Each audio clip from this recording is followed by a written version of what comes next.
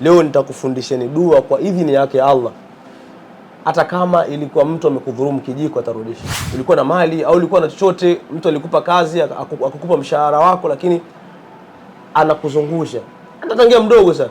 Au ulishai kumpa mtu pesa unataka kununua kitu cha thamani, lakini baada ya kumpa ile pesa akaanza kukubadilika, chochote kitarudi kwa idhini yake Allah. Assalamu alaikum warahmatullahi ta'ala wabarakatuh, wapenzi watazamaji wa Sir Bin Laden TV, karibuni sana. Hakika leo ni siku nzuri sana na tumekuja tena kumtembelea hapa mwalimu wetu Sir Bin Laden. Kikubwa zaidi ni kwa ajili ya kupata mwendelezo wa madarasa ambayo mara kwa mara huwa mnahitaji, na leo nipo naye tena hapa. Cha kuwasihi tu ni kwamba endeleeni kuwa nasi kuanzia mwanzo hadi mwisho. Hakika tutajifunza mengi sana, lakini kabla hatujaendelea naomba kwanza nimsalimie, kwa sababu anasema salamu inafungua na kuongeza mengi sana. Mwalimu, assalamu alaikum. Alaikum salaam wa rahmatullahi wa barakatuh. Naam. Karibu. Naona mwezi mtukufu umekukubali kweli kweli. Alhamdulillah. Mashaallah. Naona leo kilemba kimekaa sehemu yake. Tupo kwenye sunna. Nuru ni nyingi. Naam. Hakika mwezi ulikuwa mzuri sana kwako. Alhamdulillah. Salam. Karibu sana. Asante, lakini pia nanyi mpo vizuri? Kabisa. Namshukuru Mwenyezi Mungu tupo salama kabisa. Kadri neema zinavyozidi kuja duniani au kwa binadamu, kuna vitu vingi vinaonekana. Mwili unakuwa na nuru, lakini pia mwili unazidi kuwa mnene. Sawa sawa. Naona shehe siku hizi alhamdulillah. Alhamdulillah. Sababu na mimi naona imenikubali. Angalia ukiwa kibonge sana. Na baadhi ya nuru unakuwa na tabu sasa. Mambo yanakuwa mengi. Unaanza kuona shida. Sawa, madarasa yalikuwa mengi hata kipindi cha mwezi mtukufu wa Ramadhan, lakini alhamdulillah tumemaliza na bado watu wanatamani kupata madarasa mengine kutoka kwako. Naomba tuambie katika siku ya leo umetuandalia nini? Karibu sana. Asante. Kwanza namshukuru Mwenyezi Mungu kwa kutujalia leo kufika tena, kwa sababu kuna wengi wetu wengi ambao leo walitamani kufika, leo walitamani kukaa, na leo walitamani tena kupumua, na wengine walitamani leo waendelea mipango yao kama kawaida, lakini kwa rehema zake Mwenyezi Mungu wametangulia, na wengine wapo wanapambania uhai wao hospitalini.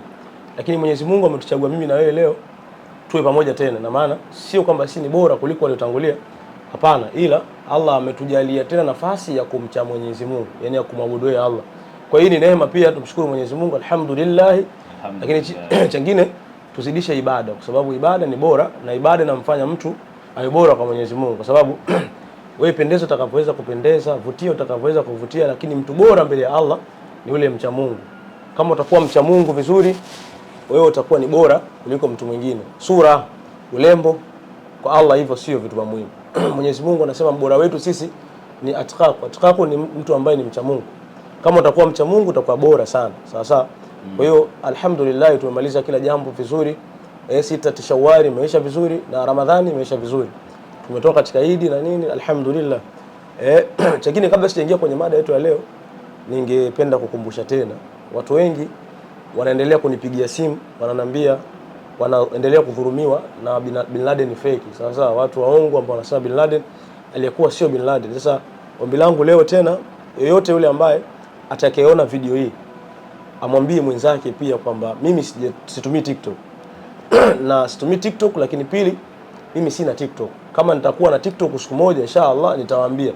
Chanzo kilichofanya nisitumie TikTok ni watu wengi niligundua kwamba nitapofanya TikTok watapata rahisi sana kuliko nikiwa YouTube. No. Kwa hiyo situmii TikTok kwa sababu sitaki sasa hivi, kwa sababu wengi matapeli wameshachukua jina langu, wanatumia video zangu kuendelea kudhulumu watu. Kwa hiyo ili usidhulumiwe, hakikisha mtu ambao unamtumia pesa yako, mtu ambao unazungumza naye, umpigie video call. Lakini pili, kama unajua ni mkalili wa sauti utasikiza sauti.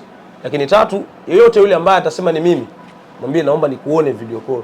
Na mimi ni video call, akikubali kwa video call basi yes ni mimi kweli. Hilo la kwanza. Lakini la pili, leo tutakuwa tuna somo zuri sana. Inshallah leo tutasoma somo zuri kuhusiana na wale watu ambao wamedhulumiwa. Kuna watu watatu mimi wasiwapendi kabisa duniani. Yaani siwapendi hata kukaa nao. Mtu wa kwanza ni tapeli. Tapeli mimi sipendi kukaa naye. Mtu wa pili ni yule mtu ambaye mwizi. Unajua kuna watu duniani hapa yeye afanye kazi yoyote, kazi yake ni kuiba tu vitu vya mtu. Yule ni mtu wa pili. Lakini mtu wa tatu ni mtu muongo, mimi simpendi. Kwa hiyo somo letu la leo tutazungumzia ikitokea au kama ulishawahi kupata madhila ya wewe ulishawahi kuibiwa. Hata kama uliibiwa ukiwa mdogo kabisa, mdogo sana, ulikuwa na mali au ulikuwa na chochote, mtu alikupa kazi akakupa mshahara wako, lakini anakuzungusha. Hata tangia mdogo sana. au ulishai kumpa mtu pesa unataka kununua kitu cha thamani, lakini baada ya kumpa ile pesa akaanza kukubadilika.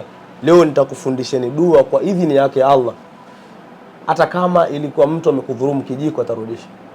Okay. Ila kabla sijaingia kwenye somo letu la leo, ningependa tena niwaonye au niwaombe kwamba ili somo la leo ni somo la hatari, yani ni dua la hatari sana. Alhamdulillah, mimi nina madua mengi ambayo tunaweza tukafanya na kutoa majibu hata leo, lakini kitu ambacho naomba, unajua sisi tumetofautiana roho, moyo, kila mtu ana hulka yake. Kuna mwingine akiambiwa dua hili linaua, yeye ndo anataka hilo dua aone linaua. Alafu kuna watu wana subra, mtu anaweza akafanya. Kuna muda mwingine Mwenyezi Mungu anakupa kila kitu ili akupe mtihani. Sawa sawa. Kwa hiyo ombi langu kwa wale wote ambao watasikia video hii, ni dua nzuri na linatoa majibu ya haraka kwa mtu yote ambaye amekudhulumu na kitarudi kilichodhulumiwa. Kuna mwaka mmoja nilikuwa mdogo, nilikuwa Bagamoyo. Mimi nilikuwa babangu mdogo alininunulia basketi ndogo Kamongo naitwa. Sasa kuna siku moja nilikuwa na rafiki zangu, baada ya kuwa na rafiki zangu wale wakaniibia. Mmoja wao wakaniibia, ilikuwa basketi ndogo ya blue. Nikamwambia babangu mdogo mimi nimeibiwa, akanambia babangu mdogo pale alikuwa ni mwenyekiti, akanambia unataka tufanyaje? Nikamwambia mimi nimeibiwa, lakini sikuwa na lengo labda wewe unisaidie. Mimi nataka tu ujue nimeibiwa, kwa sababu basketi wewe ndio ulinunua. Sio kwa jana nimeuza na nini, hapana. Babangu mdogo akanambia haina shida. Nikamwambia mimi nitafanya dua inshallah itarudi. Kwa hiyo nikatoka, baada ya kutoka nikaenda kusoma dua. Baada ya kusoma dua kuna aya moja nilikuwa naipenda sana kuisoma. Innaha intakum mithqala khabatin min khardal fatakunu fi sakhra au fi samawati au fil ardh ya atibi Allah. Mwenyezi Mungu atakileta. Yaani Allah yeye hata kitu kikiwa kimejificha chini ya uvungu wa ardhi Allah atakileta. Hiyo ni sura Luqman. Luqman alikuwa anamwambia mwanae ya bunayya, ile neno ya bunayya litoe pale. Anza kwa innaha intakum mithqala khabat. Ile aya unaanza kusoma. Hii ni njia ambayo nilikuwa natumia mimi zamani. Lakini leo mimi nitawaelekeza njia hawa ambao mimi ukiitumia hiyo njia kwa ufasaha ina majibu ya papo kwa hapo. Ni dua la hatari sana, bali katanguliza msamaha. Watu nimetanguliza msamaha ili watu wasifanye wakajifanya tena ni miungu watu, kwa vile wamepewa dua wakafanya na nini, wakaanza kufanya hata mtu asiyekuwa na hatia ukafanya. Kwa baada ya ile baskeri kuchukuliwa nikaanza kusoma lile dua. Nilisoma siku 3 mtawalia, nilikuwa nimesoma ile siku 3. Sasa kipito na zula na wenzangu, miongoni mwa watu ambao walichukua ile baskeri, tumezula na nini usiku. Baada ya kuswali insha nimetoka, nikasema sasa hizi nataka niende sehemu fulani hivi nikale matunda alafu nina nyumbani. Sasa kwa vile dua anasema, ile aya inasema kwamba yeye Allah atakitu kikifichika sehemu gani atakitoa na kitarudi na atakionyesha. Innaha intakum mithqala khabat, hata kama ikiwa ni punje ya khabat kidogo dogo kipunje, hiyo kitu kimefichika ndani yako kitu, Allah atakupa na atakileta. Nikawa nasoma ile aya. Sasa siku ile nimeenda kula matunda na wenzangu, nikaja kuona ile baskeri yangu, yule aliyeiba, kumbe yule muuza matunda alishiriki kuchukua baskeri yangu akaificha. Kwa muda mimi nafika akajisahau akafungua mlango wa ile sehemu yake anauza matunda, ilikuwa ni kibanda. Anauza matunda akajificha. Muda anafika naomba naomba matunda nani na nini, akajisahau akafungua mlango. Baskeri yangu nikaiona. Nikamwambia mwalimu, niliomba dua kwa Allah ili nipate baskeli yangu, sikuomba kwa ubaya. Niliomba baskeli yangu irudi tu, ni haki yangu irudi. Sababu ningeomba kwa ubaya, aidha yule mhusika angedhurika kwa vyovyote vile. Nikamwambia hii baskeli ni ya kwangu. Yule shekhe akasema kwa sababu ni kweli, akaniambia mimi ya kwangu, lakini kuna vijana wameniuzia miongoni mwa wewe. Nikamwambia haina shida, lakini ni ya kwangu. Akaniambia mimi hii kama ni ya kwako chukua, kwa sababu shekhe akupinga chochote. Akaniambia kama ni ya kwako hii baskeli chukua nenda nayo. Kwa baada ile dua kusoma, yule shekhe akanigia baskeli. Ila nikamwambia hii baskeli endapo ingekuwa umeifanya vyovyote vile ungeharibikiwa, lakini alhamdulillah mimi nikimsomea mtu dua au nikisoma dua la kwangu mwenyewe sijawahi kumnuia mtu awe mlemavu au umwe na nini, sijawahi. Sababu kwa nini naogopaga kumsomea mtu dua akinidhurumu aumwe apate maradhi au awe kilema? Sitaki, kwa sababu unaweza ukamsomea mtu adhurike kumbe ni miongoni mwa ndugu zako. Kwa hiyo unaweza kumfanya mtu adhurike kumbe ni miongoni mwa watu wako.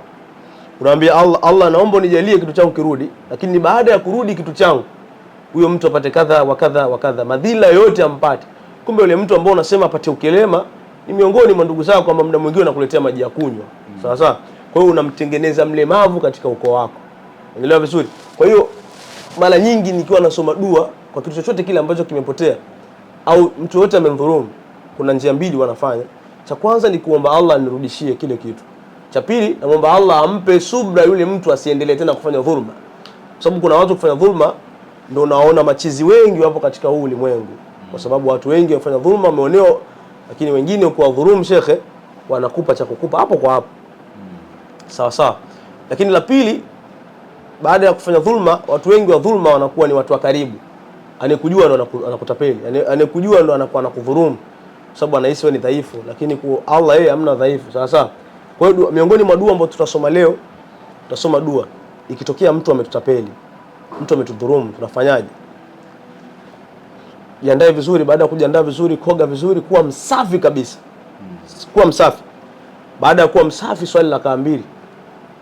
Rakaa ya kwanza hii sunnati haja, kwa ajili ya kukiziwa Allah, kukizie kitu chako kirudi. Swali sunnati haja. Baada ya kuswali sunnati haja, rakaa ya kwanza soma alhamdu, yani bismillahir rahmanir rahim, alhamdulillahi rabbil alamin. Soma ile sura al-Fatiha moja. Baada ya kusoma sura al-Fatiha moja, ukimaliza kusoma sura al-Fatiha moja, sema qul huwallahu ahad, sura ambayo inampokesha moja kwa moja Allah, ambayo ni qul huwallahu ahad. Soma mara 10 katika rakaa ile ya kwanza. Unaenda rakaa ya kwanza utakuwa umemaliza mpaka chini unamalizia. Rakaa ya pili unasoma sura al-Fatiha. Baada ya sura al-Fatiha, yani kama kawaida, bismillahir rahmanir rahim unasema, alafu baada ya sura al-Fatiha unasema alam tara kaifa fa'ala rabbuka bi ashabil fil. Unasoma alam tara, hii sura ya tembo inaitwa. Okay. Unasoma mara 10. Hii ina habari nzito sana katika kuadhibu maadui. Alam tara unasoma mara 10 katika rakaa ya pili. Sawa sawa. Ukishamaliza ile rakaa ya pili, kabla hujamaliza katika sijda ya mwisho unasema ya wadud mara 10. Okay. Sawa sawa. Ya wadud mara 10. Sawa sawa. Unatoka katika sijda yako ya mwisho, unakaa kitako. Baada ya kukaa kitako, unachukua puto lolote, lakini nzuri la jekundu au jeusi. Baada ya kuchukua ile puto, utachukua makapeni nyekundu. Sawa sawa. Utaandika majina ya malaika wanne. Jibril, Mikail, Israfil na Israil, ambao ni malakul maut. Sasa Kiarabu sasa. Kwa Kiarabu. Sasa miongoni mwa siri kubwa ambayo ni hatari, hakuna dua lolote ile duniani ambao ukilisoma kwa ufasaha kwa kutumia malaika wanne, Sheikh, hilo linakuwa kun fayakun kwa rehema zake Mwenyezi Mungu. Kwa sababu katika majina ya malaika wanne wale, Jibril kazi yake yeye ni kuleta wahi kwa mitume ilikuwa. Sawa sawa, lakini Mikail ni malaika ambaye yeye anasimamia riziki, lakini pia ni malaika anasimamia neema na mvua. Israfil yupo anasubiri kupuliza baragumu. Baragumu ni ile palapanda la siku ya kiyama. Muda ukifika ndo Israfil yeye anakaa kwa ajili ya kupuliza ile palapanda. Alafu kuna mwamba anaitwa Israil, kazi yake yeye ni kuchukua roho, ni malakul maut. Bila kwa Allah. Kwa hiyo miongoni mwa hii pia ni elimu, siku moja nitakuja kuelekeza pia na vipenzi vyetu. Haya majina ya siri kubwa na ni ya balaa katika tarasimu lolote lile. Ukilitumia haya majina manne. Sasa tumeshachukua puto letu. Baada ya kuchukua puto, hairuhusiwi ikiwa haujui aliyekudhulumu kuandika jina lake ndani ya puto. Hairuhusiwi, usifanye. Ikiwa unajua aliyekudhulumu, chukua ukoka. Kuna majani yanaitwa ukoka. Yanatambaa. Ile pia habari zake ni nzito, nitakuja kuelezea. Ile ukoka unachukua, kuna kidude kipo kama sindano ukikivuta hivi. Kidogo dogo sana. Unadumbukiza katika lile puto. Baada hapo lile puto kwa nje sasa unaliandika Jibril, Mikail, Israfil na Israil, unaandika wala kwa 4. Kwa puto unaliandika upande wa kushoto, kulia, kaskazini, kusini, unaandika mara 4 lile puto. Na katika hiyo mara 4 ni majina yote manne, huku manne, huku manne na huku manne. Hapo tunafanyaje? Tunaandika Jibril moja, Israil moja Sheikh. Okay, sawa. Ukiandika mara nyingi mwalimu, kitiba iko unachokifanya kinaweza kawa bomu. Sasa unaelewa elimu ya tiba ilivyo. Kwa hiyo tunaandika mara 4. Yaani lile puto linaandikwa kabla hujalijaza. Unaliandika kabla hujalijaza. Okay. Alafu utalipuliza. Ukishalipuliza kuna kile kijiji ambacho nimekwambia cha ukoka kipo ndani, si ndio? Utalifunga kidogo ili pepo usifanye, pepo usitoke, si ndio? Okay. Baada hapo sasa unakaa kitako, unaanza kusoma sura Yasin. Inajulikana Yasin wal Qur'anil Hakim. Katika kila mubini moja unasoma zile zile 11. Alafu nalipuliza lile puto, unamwambia Allah, huyu aliyeniibia mimi ni mja wako. Kwa siri ya sura Yasin na kwa siri ya malaika hao wanne, Allah wewe ndio unajua siri zao. Allah naomba nijalie huyu mtu aliyeniibia sasa hivi apate 1 2 3. Usinuie vibaya. Unaweza kunuia vibaya ukasema avimbe tumbo na nini na nini. Kumbe unasema avimbe tumbo ni miongoni mwa ndugu zako. Kwa sababu miongoni mwa dua ambayo nilishawahi kufundisha baya kali ni hili la leo. Nasema nafundisha kwa sababu napenda tusome, lakini ili ni miongoni mwa dua la hatari kuliko yote. Kwa hiyo faida baada ya kumaliza lile puto, usalisomea na nini tayari. Uzuri vizuri katika elimu ya tibi, ili dua ili kupe majibu. Lifanye Jumanne saa 8 ambao ni mirikh. Hiyo ni mchana usiku? Mchana saa 8.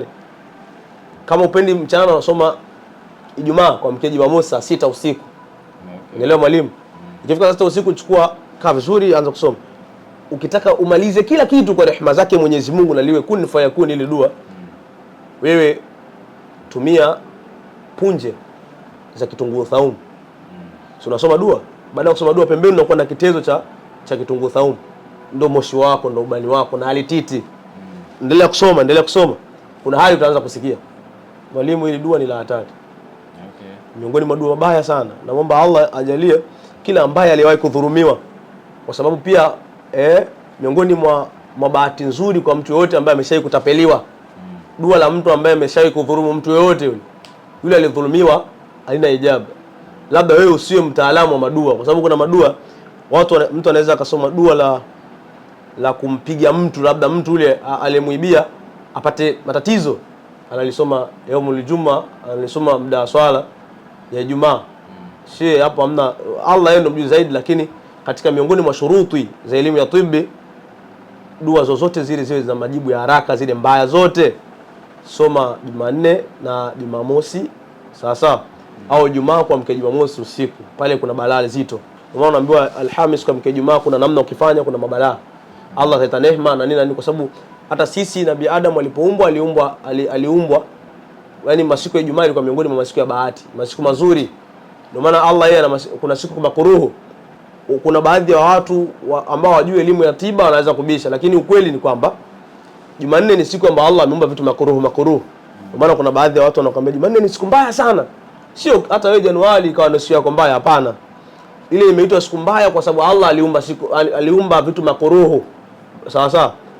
Ndio kadri ya siku ambayo Allah aliumba Jumatatu aliumba hiki, Jumanne aliumba hiki, Jumaa akaumba hiki, ndio masiku yanagawanyika hivyo. Lakini katika elimu ya tibi kuna saa, mirikhi, zohari, shamsi, utwaridi, kamali ni hizo.